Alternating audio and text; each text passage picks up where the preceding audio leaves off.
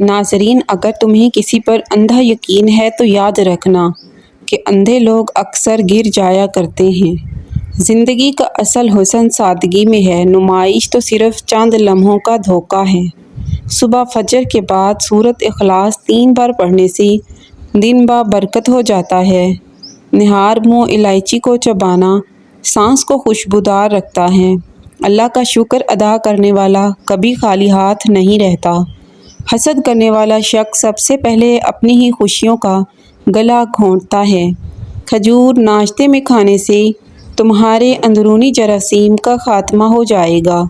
چنوں میں مصری ڈال کر اس کو مکس کر کے کھایا کرو، آپ کا نزلہ زکام ختم ہو جائے گا۔ ناخنوں پر روزانہ تیل لگانے سے گھٹنے اور جوڑ مضبوط ہوتے ہیں اور بڑھاپا جلدی نہیں آتا۔ جو لوگ دودھ میں گڑ ڈال کر استعمال کرتے ہیں ان کے پیٹ کی چربی جلدی پگھلنے لگتی ہے اور موٹاپے سے جلدی چھٹکارا مل جاتا ہے اور زندگی بھر قبض کا مسئلہ نہیں ہوتا۔ لیکوریا اور ٹانگوں میں مستقل درد کو ختم کرنا ہے تو روزانہ 3 ہفتے تک صبح کے وقت 7 بادام کھائیں۔ معدے کی گرمی جان نہ چھوڑ رہی ہو تو سونف والا پانی پی لیا کریں۔ گھٹنوں پر ہلدی کا مساج کرنے سے گھٹنوں میں طاقت آ جاتی ہے۔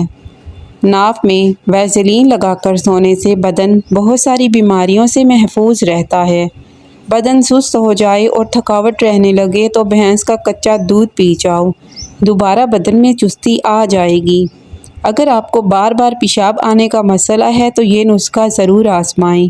سرسوں کا تیل تھوڑا سا گرم کریں اور ناف کے چاروں طرف اور کمر کے نیچے لگا دیں۔ دن میں 2 بار ایسا کریں۔ یہ تیل اندرونی نسوں پر اثر کرتا ہے اور پیشاب بار بار آنے کی پریشانی دھیرے دھیرے ختم ہو جاتی ہے۔ آپ رات کو سوتے وقت خواب نہیں دیکھتے تو اس کا مطلب یہ ہے کہ آپ کا دماغ صحیح طرح سے کام نہیں کر رہا۔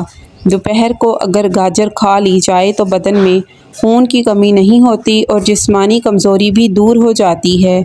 سو کے اٹھنے کے بعد چہل قدمی کر کے پھر ورزش کریں۔